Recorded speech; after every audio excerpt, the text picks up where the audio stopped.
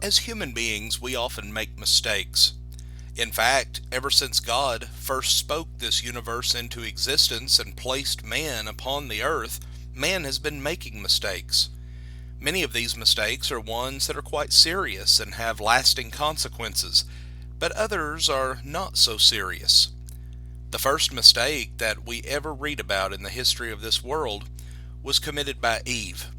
She obeyed the voice of Satan rather than the voice of God in Genesis 3 and verse 6. Then we read of a mistake that was made by the first son of Adam and Eve, a man by the name of Cain. In John 3 and verse 12 we read this about him, "Not as Cain, who was of that wicked one, and slew his brother."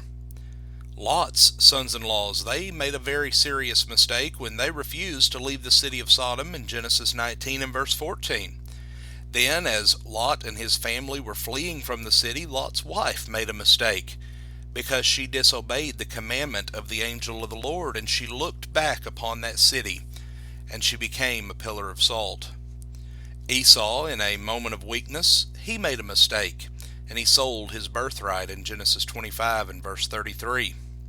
Pharaoh and the Egyptian army, when they followed the children of Israel down into the Red Sea uninvited, they learned very quickly when the waters closed back in upon them what a serious mistake that they had made, for the text says there remained not so much as one of them.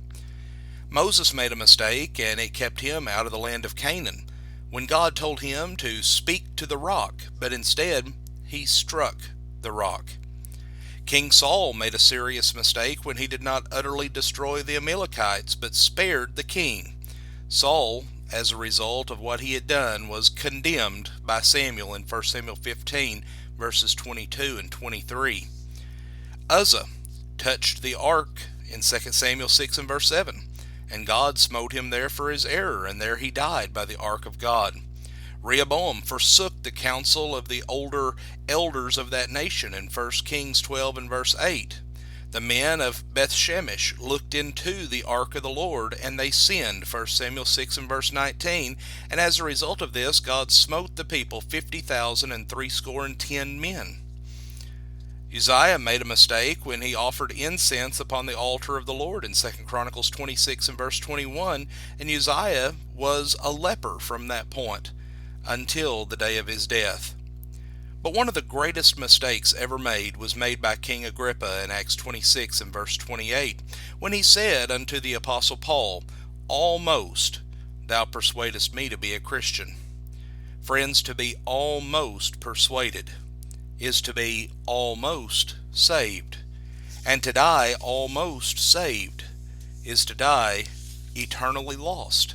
And to die eternally lost is to die with no hope of heaven. Friends, today I hope that this lesson will cause us to realize the fact that we do make mistakes. We are human. We do sin and fall short of the glory of God. But what do we do when we make mistakes? Do we pick ourselves up, dust ourselves off, repent of those things that we have done wrong, and commit ourselves to preventing those things from reoccurring? Or do we make mistakes and we simply accept those things and we continue to engage in those activities?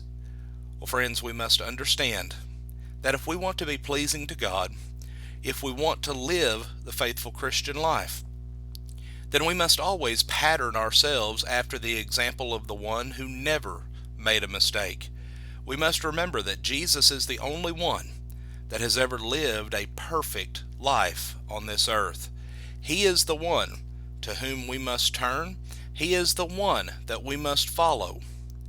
He is the one that will guide us into all truth, that will give us the example of how we are to live this life. Friends, I pray that you will consider the things that we have discussed today, and that you will have a blessed day.